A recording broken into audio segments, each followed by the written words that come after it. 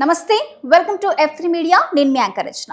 ఇటీవల సోషల్ మీడియాలో ఒక కొత్త చర్చ వైరల్ అవుతుంది. ఒక వర్గం రిజర్వేషన్ను పూర్తిగా రద్దు చేయాలంటుంది. మరో వర్గం కుల వ్యవస్థను పూర్తిగా నిర్మూలించండి, అప్పుడు రిజర్వేషన్ల అవసరమే ఉండదు అంటుంది. మరికొందరు RHA పేరుతో ఈ అంశంపై ప్రచారం చేస్తున్నారు. ఈ రెండు వాదనలపై నిజమెంత, చట్టం ఏమంటుంది, అసలు సమాజం ఎక్కడ నిలబడి ఉంది అనే విషయాలు ఈ విశ్లేషణలో తెలుసుకుందాం. అసలు రిజర్వేషన్లు ఎందుకు వచ్చాయి? భారత రాజ్యాంగం రూపొందించినప్పుడు సమాజంలో కొన్ని వర్గాల వారు శతాబ్దాలుగా విద్య, ఉద్యోగంలో వెనుకబడి ఉన్నారని గుర్తించారు. అందుకోసం అందరికీ సమాన అవకాశాలు ఇచ్చేందుకే కొన్ని కొత్త నిబంధనలు తీసుకొచ్చారు. అసలు రిజర్వేషన్లు తీసేయాలని చెప్పేవారి వాదన ఏమిటి? వాళ్ళు ఇలా అంటున్నారు: ప్రతిభకు ప్రాధాన్యం ఉండాలి.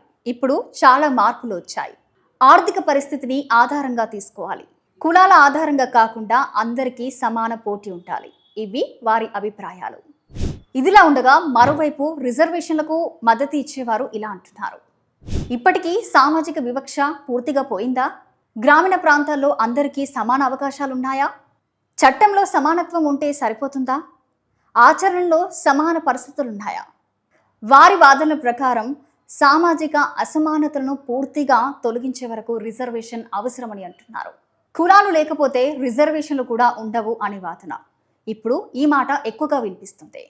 ఈ మాట ఆలోచిస్తే భారత రాజ్యాంగం ప్రతి ఒక్కరిని సమానంగా చూడాలని చెప్తుంది. ప్రతి మనిషిని కులం, మతం, వర్గం అనే తేడా లేకుండా గౌరవించే సమాజం ఏర్పడితే రిజర్వేషన్ల అవసరం ఎలా మారాలి అన్న ప్రశ్నపై భవిష్యత్తులో చర్చలు సహజంగానే వస్తాయి.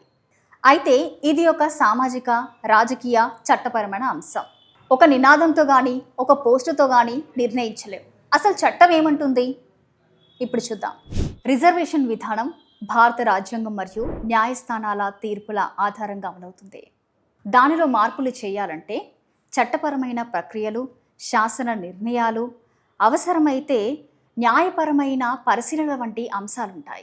సోషల్ మీడియా పోస్టులు మాత్రమే చట్టాన్ని మార్చవు. కాబట్టి రిజర్వేషన్ తీసేయాలనే నినాదమైన, ముందు కుల వ్యవస్థని తీసేయాలనే నినాదమైన ఈ రెండు భావోద్వేగాల కంటే ఎక్కువగా రాజ్యాంగం, చట్టం, సామాజిక వాస్తవాలు, ప్రజా విధానాలతో ముడిపడి ఉన్న అంశాల వివాదం ఉండొచ్చు. ఈ చర్చలు పరస్పర గౌరవం, వాస్తవాల ఆధారంగా జరగడం సమాజానికి మేలు చేస్తుంది. ఈ అంశాలపై మీ అభిప్రాయం ఏంటో కామెంట్ రూపంలో మాకు తెలియజేయండి. ఇలాంటి అప్డేట్స్ కోసం మా F3 మీడియా ఛానల్ని సబ్స్క్రైబ్ చేసుకోండి. Thank you.